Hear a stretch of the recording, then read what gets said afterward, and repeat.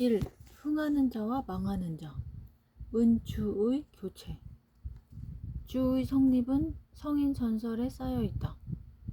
주나라의 천하 통일 과정은 유교적 이상 세계의 성립 과정인 것이다. 섬서 지방의 일각에서 일어난 주나라는 점차로 그 세력을 넓혀 마침내 은왕조의 뒤를 이었다. 거기에 등장하는 인물은 시조인 후직에서 태공을 거쳐 문왕, 무왕, 주공에 이르기까지이고 그들은 후세의 사람들에 의해 위정자의 이상상이라고 불려지고 있다. 그런데 사기는 주나라의 시조 후직에 대해 이렇게 말하고 있다. 후직의 어머니인 거인의 발자국을 받고 난 뒤 임신을 해서 후직의 어머니는 거인의 발자국을 받고 난 뒤 임신을 해서 그를 낳았다고 한다.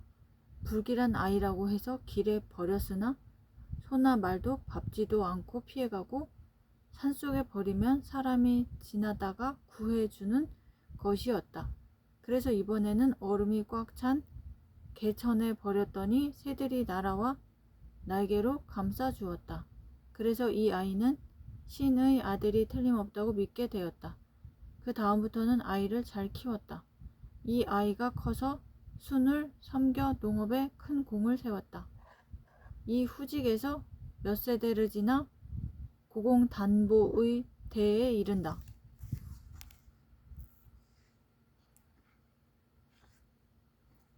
고공단보는 이민족과의 싸움을 피하기 위해 일족을 거느리고 빈에서 기산의 기슭으로 옮겼다. 고공단보를 따라 빈나라 사람들도 모두 이주해 왔다. 새로운 나라는 이렇게 시작되었고 마침내 서백의 등장을 맞게 된다. 문왕의 등장. 고공단보에게는 애당초 두 아들이 있었다. 큰아들은 태백이고 둘째 아들은 우중이라고 한다. 정부인 태강은 그 뒤 다시 셋째 아들 계력을 낳았다. 이 계력은 나중에 태임이라는 여성을 정부인으로 맞았다. 태임도 시어머니 태강 못지않게 현부인이었다. 이 태임이 난 아들이 바로 창이다. 창이 태어났을 때 서상, 좋은 징조, 서상이 있었다. 고공단보는 우리 주나라가 융성할 징조다. 손자인 창이 융성을 이룩할 것이다 하며 아주 기뻐했다. 아버지 고공단보는 막내 아들 계력에게 뒤를 잇게 하여 나라를 손자 창에게 물려주려고 한다. 장남 태백과 차남인 우중은 이렇게 생각하고 몸을 피하려고 결심했다. 형제는 형만 땅으로 가서 만족들의 풍습에 따라 머리를 짧게 깎고 몸에는 문신을 새겼다. 형만? 남방의 미개지라는 뜻. 형은 초, 만은 월을 가리킨다. 초월이야? 황하 유역의 사람들에게는 양자강 유역이 만족의 땅이었다. 이렇게 해서 만족이 되어버리면 나라를 이을 사람은 계력밖에는 없게 되는 셈이었다. 고공단보가 죽자 그들의 생각대로 계력이 즉위했다. 이 사람이 공계다. 그는 아버지 고공단보의 유업을 이어 공정한 정치를 하도록 마음을 써 제후들의 신망을 모았다. 마침내 공계가 죽고 창이 왕 위에 올랐다. 그가 바로 문왕이라고 불리워진 서백이다. 군주와 중상.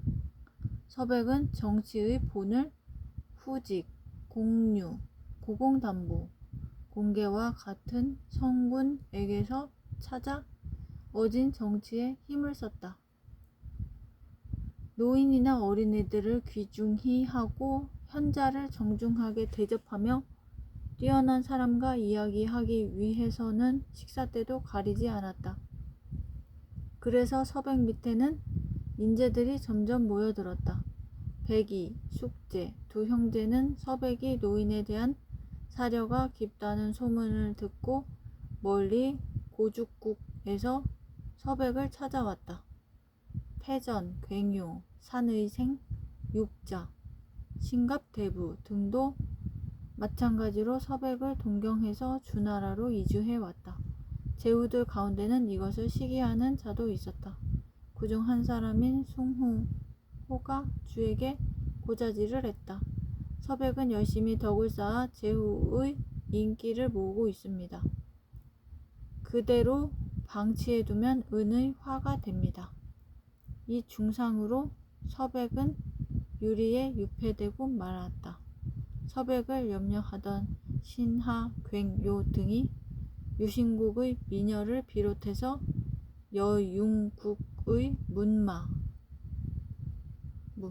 말의 목 뒤에 난 털이 빨갛고 몸에는 줄무늬가 있으며 황금색의 눈을 가진 말이라고 전해지고 있다. 문마, 유웅, 지방의 준마 36마리, 그 밖에도 진기한 많은 물건을 조달하여 주왕의 총신인 비중을 통해 바쳤다. 주왕은 갑자기 얼굴 표정을 바꾸며 여자만으로도 서백의 죄를 용서하고 남는다. 그런데 이 얼마나 귀한 선물인가 하고 좋아했다. 주왕은 서백을 사면했을 뿐만 아니라 활과 화살 그리고 부월, 도끼 모양의 큰 도구, 부월을 하사하고 정의대장군의 자격을 주며 이렇게 변명했다. 사실은 숭후호가 중상했기 때문이다. 그러나 서백은 화를 내는 대신 이 기회에 주왕에게 낙서의 땅을 바칠 것을 간청하고 그 교환 조건으로 포락의 형을 폐지하도록 청원하여 이것을 승인받았다. 포락의 형? 숯불을 피워놓고 그 위에 기름을 바른 구리 기둥을 가로지르고 죄인에게 건너가게 하는 형. 죄인은 발이 미끄러져 불 속으로 떨어져 온몸이 불에 타게 된다. 악의 상승작용, 폭군의 전형이라고 하는 은의 주왕에 대하여 사기는 앞에서 말한 주본기와는 달리 은본기에 이렇게 기록했다. 제주, 주왕. 제주는 태어날 때부터 말재주가 좋고 머리가 비상했다. 게다가 맹수를 맨손으로 때려잡는 무서운 힘을 가진 사람이기도 했다. 머리가 좋아서 신하의 서툰 충고 같은 것은 조금도 효과가 없었으며 이론이 서기 때문에 어떤 잘못일지라도 정당화시키고 말았다. 천하에 자기 이상은 없다고 큰소리를 치며 신하를 무능하다고 평하고 오로지 자기의 위세만을 자랑했다.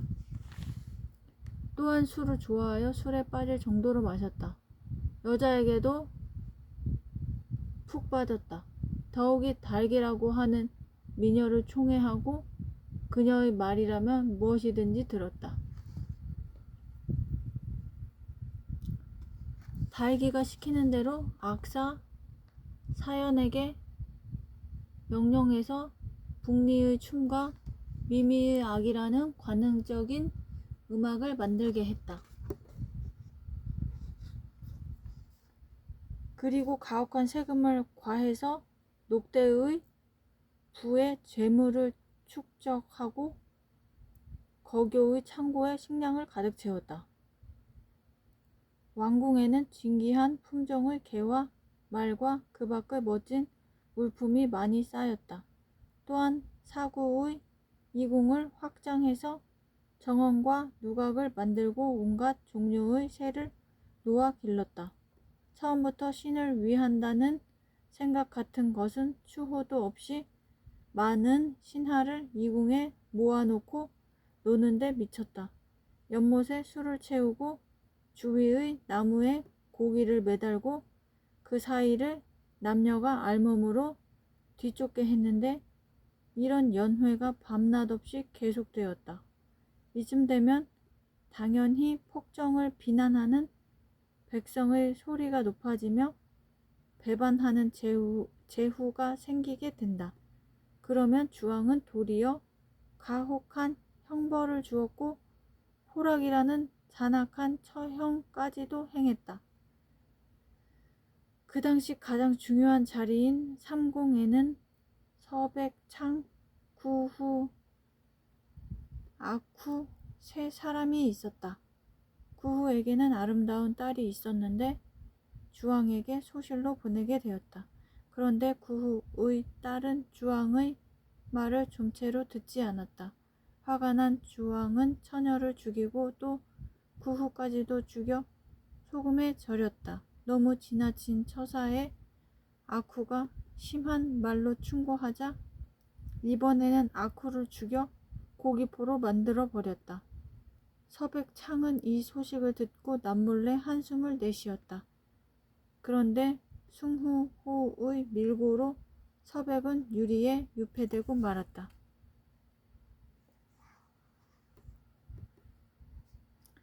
악의 역할. 덕이 있는 군주야말로 천하의 왕이 된다. 덕은 승패의 요인인 것이다. 그러나 성왕이 출현하기 위해서는 무도한 왕도 출현하지 않으면 안 된다. 부덕도 또한 세상을 움직이는 것이다. 의사의 운명. 미자개는 은나라 제을의 큰아들이며 주왕의 이복형이다. 주왕이 즉위한 이래 지나치게 이성을 잃고 무도한 정치를 하기 때문에 미자는 몇 번이나 충고를 했으나 주왕은 한 번도 들은 일이 없었다. 그 당시 주의 서백창은 신망을 얻어 기나라를 멸망시키고 차츰 그 세력을 펴나가고 있었다. 그것을 본 조이는 이대로 가면 곧 은나라의 위협이 될 것이라고 주왕에게 경고를 했다. 그러나 주왕은 듣지 않았다. 나는 천명을 받고 이 세상에 있는 몸이다. 서백 같은 것이 무엇을 할 수 있겠느냐. 이렇게 되자 미자는 마침내 주왕을 단념하고 말았다. 그러나 죽음으로 항의를 할 것이냐 아니면 나라를 떠나야 하느냐 망설이다가 그는 궁정의 악관에게 물었다. 악관? 제사 때 음악을 담당하는 사람. 단순한 악사만이 아니라 종교적으로나 정치적으로도 중요한 직책을 맡고 있다. 은나라의 정치는 극단에 이르렀고 천하의 지지를 잃었소. 그 옛날 시조 탕왕이 애써 이룩한 기반도 주왕이 주색에 빠져 제정신을 잃었기 때문에 마침내 무로 돌아가 버렸소. 지금 은나라의 조정은 어지럽고 문란하오. 모범이 되어야 할 경대부까지도 다투어 법도를 어기고 부끄러워하는 기색이 없소. 이것을 따라 백성들은 서로 적대시하여 싸우기만 할 뿐 벌써 은나라 고래의 미풍은 이 땅에서 사라졌소. 이제 강을 건너려 해도 배가 없구려. 멸망의 날은 눈앞에 이르렀소.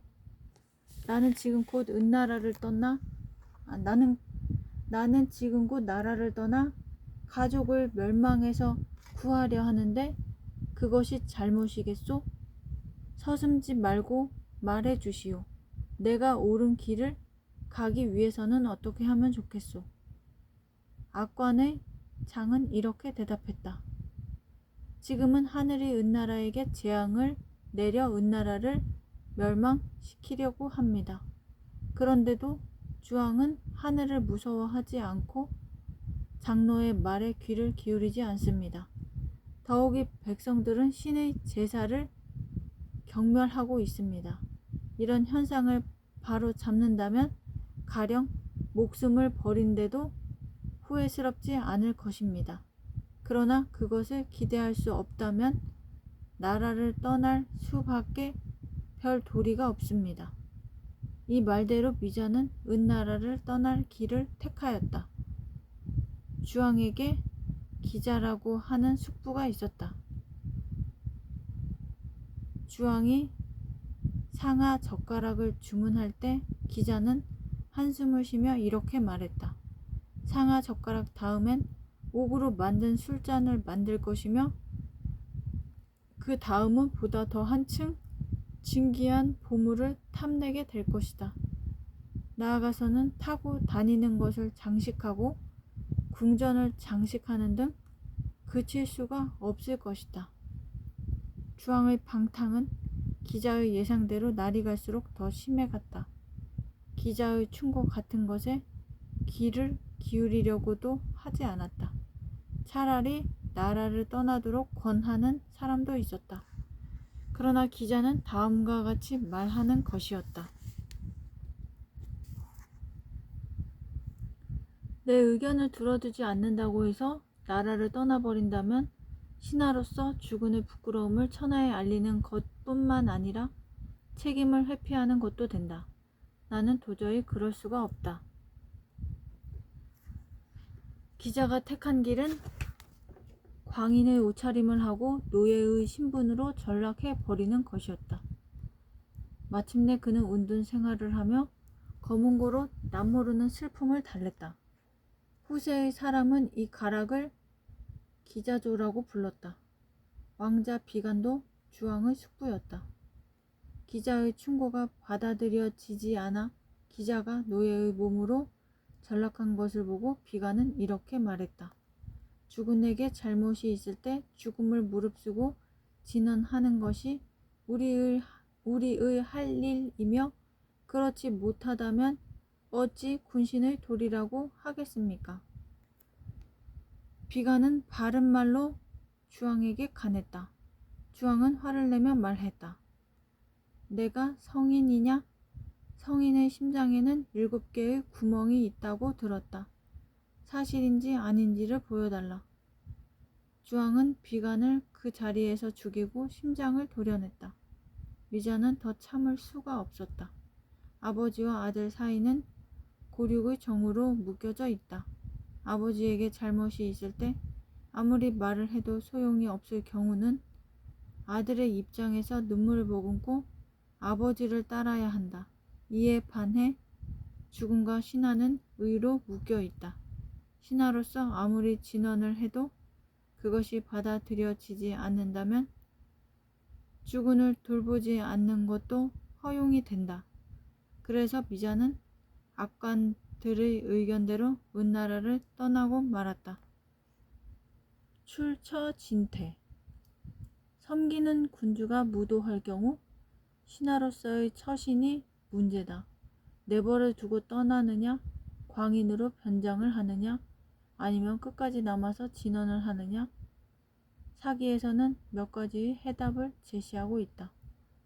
성과 악. 이야기는 다시 문왕으로 돌아간다. 주왕과는 대조적으로 문왕은 선의 상징으로 나타나 있다.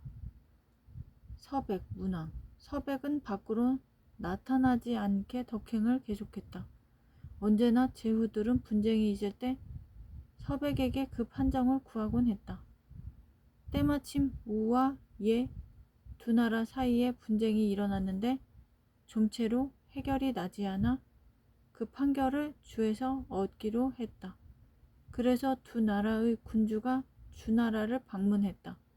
정작 주나라의 땅에 들어가 보니 농민은 논두렁을 서로 양보하고 있고 백성들의 기풍은 연장자에게 양보하는 것으로 넘쳐 있었다. 두 군주는 자기 자신이 부끄러워졌다. 우리의 싸움 같은 것은 이 나라에서는 웃음거리다. 이래서는 스스로 창피를 당하러 가는 것이 아닌가. 두 군주는 곧바로 되돌아서며 서로 양보하고 화해한 후 자기 나라로 돌아갔다. 이 이야기가 전해지자 서백이야말로 천하의 왕이며 천명을 받은 인물이다 하고 제후들 사이에서 서백의 명성은 높아져 갔다. 다음 해 서백은 견융을 토벌했다. 그 이듬해는 밀수국을 토벌하고 다시 그 다음 해에는 기국을 쳤다.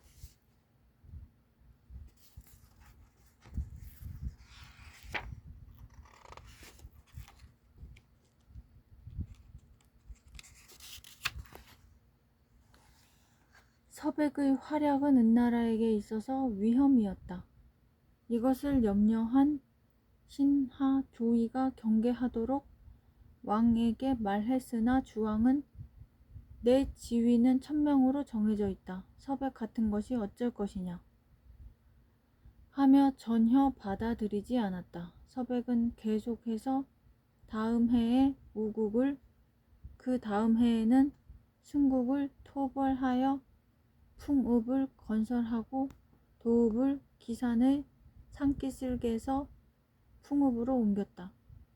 서백이 세상을 떠난 것은 도읍을 옮긴 다음 해이다.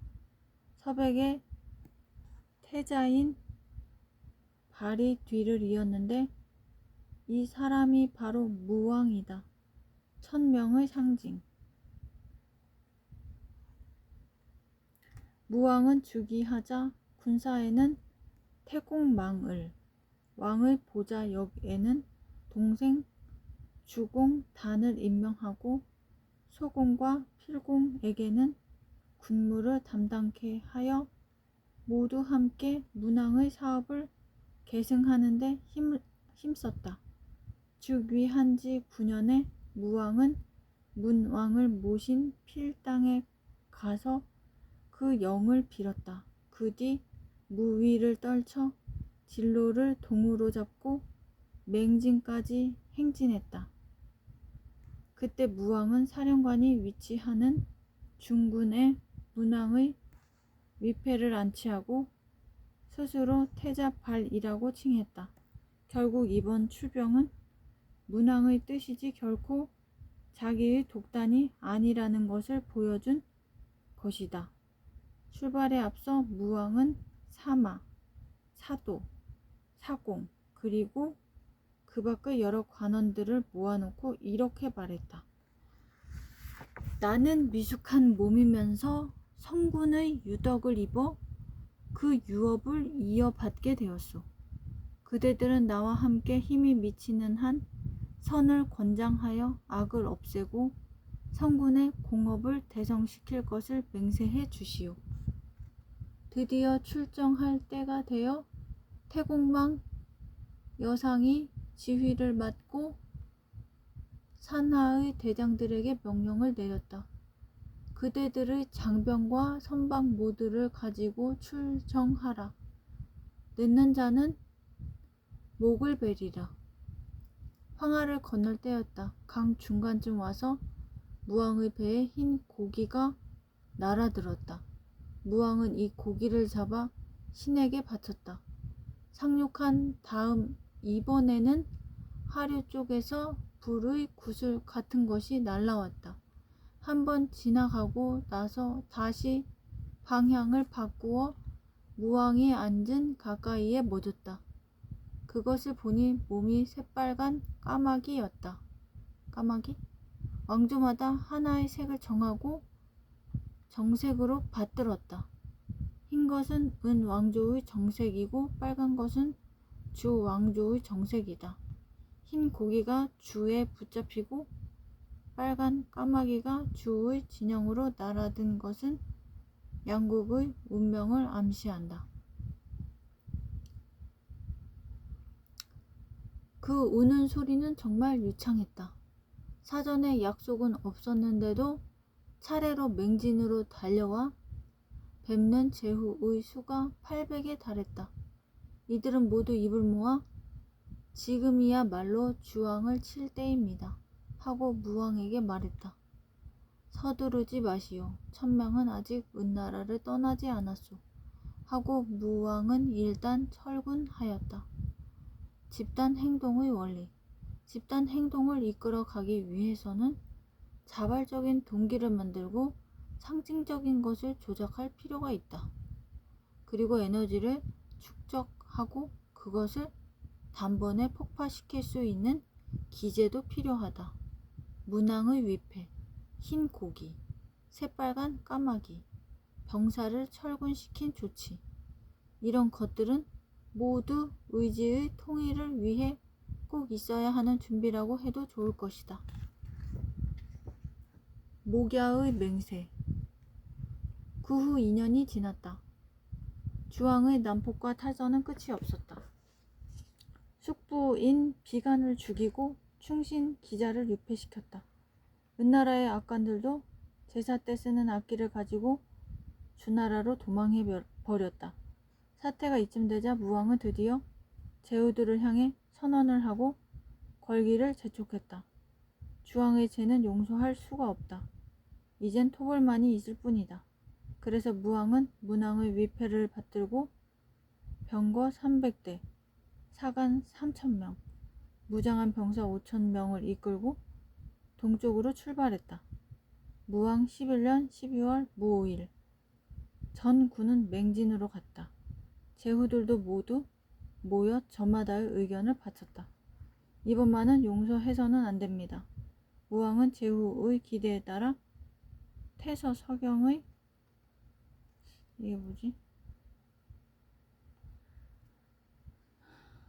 서경의 뭐뭐를 말하는 듯함. 기대에 따라 태서의 말하는 듯함. 태서를 지어 전군에 포고했다. 은나라 왕인 주왕은 달기에게 빠져 천명을 어기고 법도를 짓밟으며 혈연을 멀리하기에 이르렀다. 더욱이 조종 때부터 이어오는 음악을 버리고 음란한 음악을 만들어 세속을 타락시키면서까지 달기에게 아첨하고 있다. 이제 나는 천명을 받들어 천벌을 단행한다. 제군의 분투를 빈다. 기회는 2번 다시 없다는 것을 명심하라. 2월 갑자일 이른 아침에 무왕은 은나라 수도의 상교 모갸에 병사를 모아놓고 다시 한번 결의를 환기시켰다. 무왕은 왼손에 황금으로 만든 도끼를 들고 오른손에는 흰 쇠꼬리를 장식한 기를 들고 장병을 지휘하였다. 서방의 장병들이여, 먼 길에 수고들 했소. 친애하는 제후들이여, 사도, 사마, 사공, 아려, 사시, 천부장, 백부장이여, 용, 촉, 강, 무, 미, 노, 팽, 복, 모두 이민족의 나라. 복에서 와준 장별들이여, 자, 창을 들고 방패를 갖추시오. 여기서 엄숙히 선언하겠소. 옛사람은 이렇게 말했소. 암탉이 울어서는 안 된다.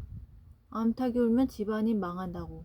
그런데도 은나라의 주왕은 달기의 말만을 받아들여 선조의 제사를 잊었으며 제후를 무시하고 혈연을 멀리하였으며 여러 나라에서 도망해온 악한 자들을 믿고 등용해서 백성을 괴롭히고 나라를 위태롭게 했소. 나는 이제 하늘의 명을 받들어 천벌을 단행하오.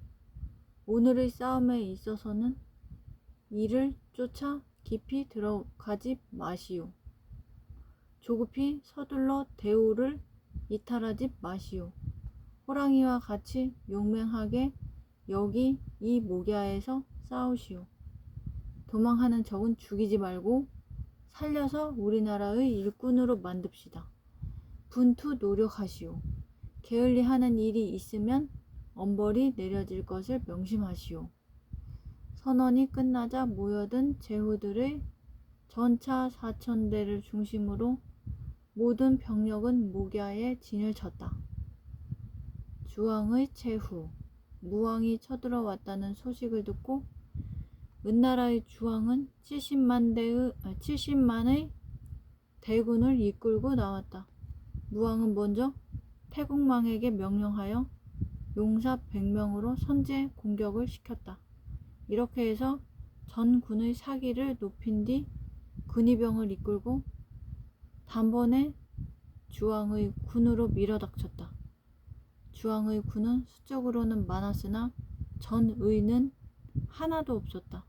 오히려 무왕이 쳐들어오기를 기다리고 있을 정도였기 때문에 일제히 반란을 일으켜 무왕을 맞아들였다.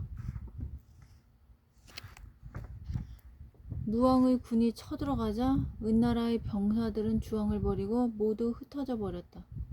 왕궁으로 도망해 간 주왕은 녹대에 올라가 주옥을 몸에 걸치고 스스로 분신 자살하고 말았다. 무왕은 대백기를 흔들어 제후들을 집합시켰다. 제후들은 모두 신하의 예를 지켜 무왕의 승리를 축하하고 무왕도 왕자다운 인사로 여기에 답했다. 그 뒤 무왕은 정군을 거느리고 은나라의 수도 조과에 입성했다. 은나라 군신들은 모두 밖에까지 나와 맞아들였다. 무왕은 신하를 통해 이렇게 말했다. 하늘이 은혜를 내리셨도다. 은나라의 군신들은 다 같이 머리를 숙여 공손히 사의를 표했다. 무왕은 주왕이 죽은 곳에 가서 먼저 그 시체에 화살 3개를 꽂고 마차에서 내려 다시 칼로 치고 황금으로 만든 도끼로 주왕의 목을 잘라 대백기 끝에 꽂았다. 그 다음 주왕이 사랑하던 두 첩을 찾았으나 이미 목을 매 죽은 뒤였다. 무왕은 여기서도 시체에 3대의 화살을 쏘고 칼로 친 다음 이번에는 쇠로 만든 도끼로 목을 떨어뜨려 소백기 끝에 걸었다. 이렇게 해서 성패를 가리고 나서 무왕은 군중으로 돌아갔다.